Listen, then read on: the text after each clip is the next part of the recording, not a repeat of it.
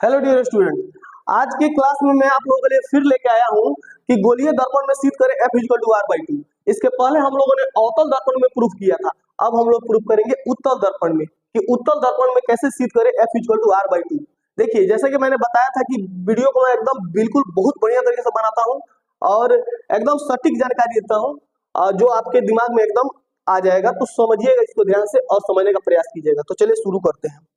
हमारा कि उत्तल दर्पण में शीत करना है F इक्वल टू R/2। तो देख चलिए, एक उत्तल दर्पण पहले हम लोग बनाते हैं। देखिए, ये उत्तल दर्पण हम लोग बना लेते हैं।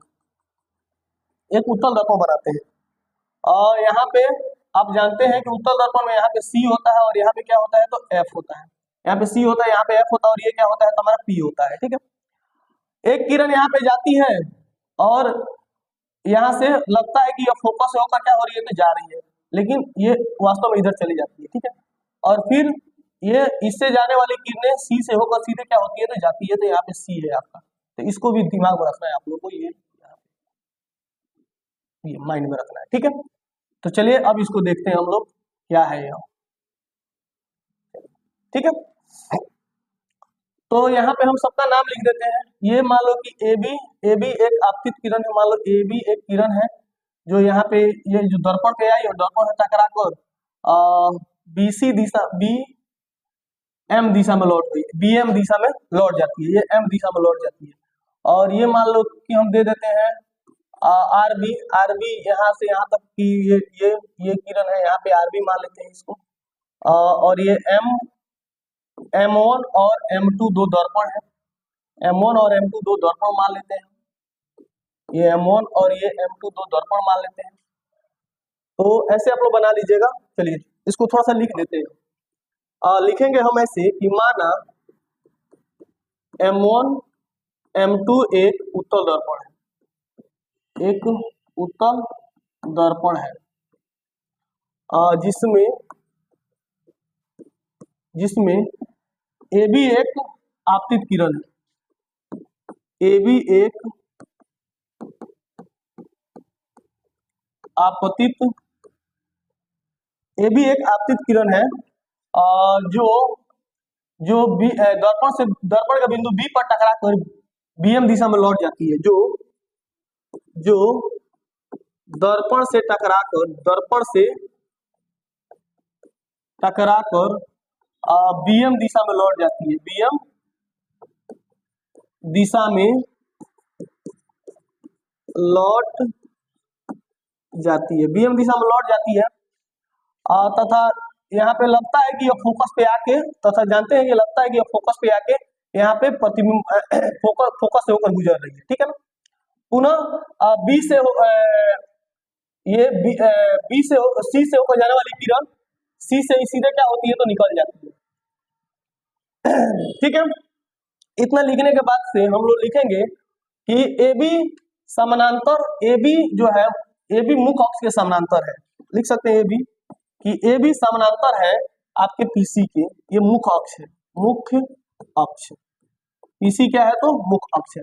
इतना लिख देंगे, अपने मन से इतना लिखते हैं, ये कोई बहुत बड़ा इशू नहीं है। ये आप अपने मन से कुछ भी यहाँ पे छाप दीजिएगा, जिससे क्या होगा, तो ये समझाने में आसानी रहता है। एग्जामिनर इसको समझता है, कुछ कॉपी में भरा हुआ लगता है।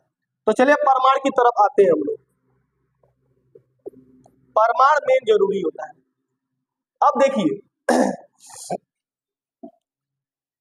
एक बात याद रखिएगा, यह अगर एक किरण आ रही है ए बी, ये ए बी जो आ रही है वह एक आपतित किरण है।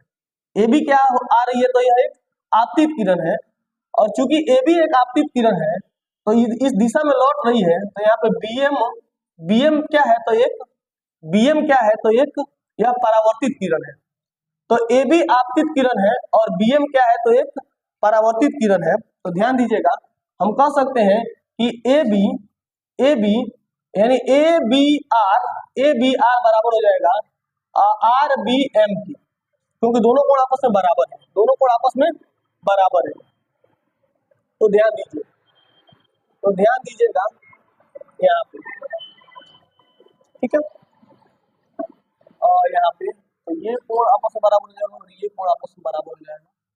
जब कोण बराबर होते हैं तो भुजाएं क्या होती है, समानुपाती, ये आपस में बराबर होता है। ठीक है, चलिए तो देखिए ध्यान से कह सकते हैं फिर कोण कोण ए बी आर, कोण ए बी आर बराबर होगा कोण आर बी एम की, कोण आर बी एम की। किस कोण से? तो परावर्तन कोण से। किस कोण से? परावर्तन कोण से। इसको आप कह सकते हैं ये दोनों आपस में परावर्तन कोण है, तो परावर्तन कोण से ये और ये आपस में बराबर होंगे, क्योंकि जितना डिग्री के एंगल से किरण आती है उतना डिग्री के एंगल से किरण रिफ्लेक्ट होती है। तो ध्यान से देखिएगा, तो जब ये दोनों आपस में बराबर होगा तो एक चीज और यहाँ पे देखिएगा, एक चीज और यहाँ पे देखिएगा, ये ए बी आर बराबर आर बी एम हो गया। अच्छा, पुनः पुनः अगर आप देखिए ध्यान से, ये क्या है? ये ए बी है। ए बी जो है ना वह किसके समानांतर है? पीसी के समानांतर है। अगर एक किरण ऐसे है, दोनों आपस में एक समानांतर किरण है, और ये थोड़ी सी छोटी है, ये थोड़ी सी छोटी है और थोड़ी सी बड़ी है, अगर इसको कोई किरण ट्रांसफर करती है, अगर कोई किरण ट्रांसफर करती है, तो ये कोण और ये कोण आपस में क्या होते हैं? तो बराबर होते हैं संगत कोण से। नहीं समझ में आ? देखिए एक किरण ये है, इसको एक कोई किरण काटती है, तो ये कोण और ये कोण आपस में क्या होते हैं? बराबर होते हैं। तो यहाँ पे देखिए यही हाल इसका है, यही हाल इसका हुआ है। यहाँ पे देख सकते हैं आप, ये यहाँ पे एक ये है, एक रेखा ये है, इसको एक रेखा ऐसे काट रही है, एक रेखा ऐसे काट रही है, तो यह कोण और यह कोण आपस में क्या होंगे? तो बराबर होंगे। ये संगत कोण से आपस में क्या होते हैं? तो बराबर होते हैं। वीडियो को ध्यान से देखिए आप लोग, बिल्कुल समझ में आएगा। तो हम फिर कह सकते हैं angle A B R, angle A B R बराबर हो जाएगा, एंगल ए बी आर बराबर हो जाएगा बी सी एफ की, एंगल बी सी एफ के। किस कोण से? तो संगत कोण से। किस कोण से? तो संगत कोण से। संगत कोण से ये दोनों आपस में बराबर हो जाएगा, यानी यह कोण और यह कोण आपस में क्या हो गया? तो बराबर हो गया। तो देखिए ये एल एच एस बराबर है, तो आर एच एस भी क्या होगा? बराबर है।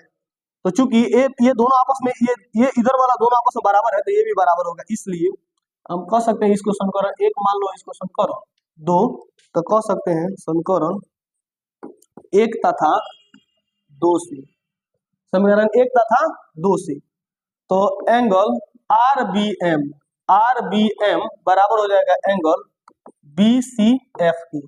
यहां तक आपको प्रूफ हो गया। आर बी एम यानी यह कोण और बी सी एफ यह कोण आपस में क्या हो गया? तो बराबर हो गया।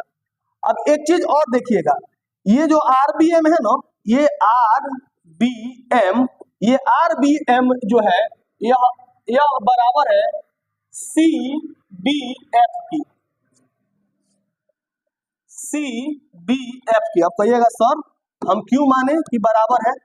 क्या कारण है कि यह सी बी एफ के बराबर होगा? तो देखिए यह कोण और यह कोण आपस में, यह देखिए एक किरण यहाँ से आ रही है, यहाँ से गई, एक किरण यहाँ से आ रही है, यहाँ से आ रही है और इधर गई, तो जो ये दोनों आपस के कोण होते हैं ना, इन दोनों कोणों को शीर्षाभिमुख कोण कहा जाता है। ये कोण, ये किरण इधर आई और एक किरण आई और इधर गई, तो जब दो रेखाएं आपस में प्रतिच्छेद करती है तो आमने सामने कोण क्या होते हैं? तो बराबर होते हैं। तो मान लो ये है आर है, ये एम है और यहाँ पे बी है, और ये है सी है और ये एफ है, तो क्या हम लोग लिख सकते हैं कि आर बी एम, तो आर बी एम बराबर हो जाएगा सी बी एफ के, तो सी बी एफ के हम यहाँ पे लिख दिए हैं, तो दोनों कोण आपस में बराबर हो गया। अब इससे फायदा क्या हुआ? इससे फायदा ये हुआ, इसको आप एक स्क्रीन लीजिएगा कि जो ये आर बी एम है ये बी सी एफ के बराबर है। आर बी एम यह बी सी एफ के बराबर है। आर बी एम यह हमारा बी सी एफ के बराबर है, बी सी एफ के बराबर है। फिर पुनः आर बी एम हमारा, ये आर बी एम हमारा हो गया सी बी एफ के बराबर हो गया। हमने यहाँ तक आपको समझा दिया।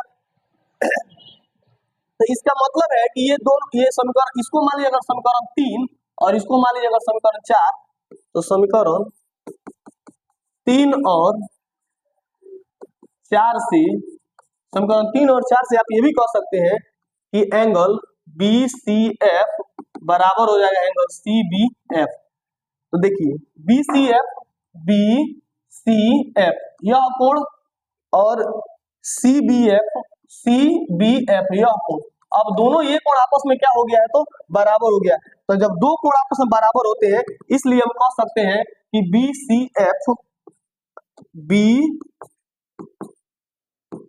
सी एफ एक समद्विबाहु त्रिभुज होगा। बस कहानी खत्म। जब समद्विबाहु त्रिभुज होगा तो ये बी एफ बराबर हो जाएगा एफ सी, बी एफ बराबर हो जाएगा सी एफ। फिर वही काम करेंगे जब दर्पण का द्वारक बहुत छोटा हो, जब दर्पण का द्वारक छोटा हो तो बी बिंदु P के करीब माना जाएगा, तो हम कह सकते हैं पी एफ बराबर हो जाएगा हमारा सी एफ। तो पी एफ बराबर हमारा क्या हो जाएगा, सी एफ। इसलिए हम जानते हैं कि ये पीसी बराबर हो जाएगा P F plus C F, PC बराबर हो जाएगा P F plus C F. PC को हम लोग कहते हैं आर, और पीएफ को हम लोग जब दोनों आपस में बराबर है तो पीएफ प्लस क्या लिख सकते हैं, पीएफ लिख सकते हैं, क्योंकि पीएफ सीएफ के बराबर है।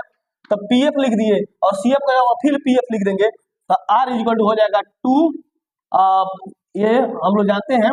और ये पीएफ को क्या कहेंगे, पीएफ को हम लोग कहते हैं एफ, तो एफ को वो एफ हो गया, 2f हो गया, तो एफ इक्वल टू क्या हो जाएगा r/2। तो यहाँ पे आप उत्तर दर्पण में भी इसको सिद्ध कर लिए, एफ इक्वल टू r/2। अब कहिएगा सर यहाँ से हम तेज क्यों लिखे हैं, क्योंकि ये चीजें मैंने आपको अवतल दर्पण में सिखा चुकी है कि पीसी ये पीएफ प्लस एफसी के बराबर होता है, तो आप पीएफ प्लस पीएफ लिख सकते हैं, और पीएफ प्लस पीएफ तो पीएफ तो ये एफ हो जाएगा, तो एफ इक्वल टू r/2। यहाँ से आपका ये उत्तर दर्पण में भी F equal to r/2 proof होता है।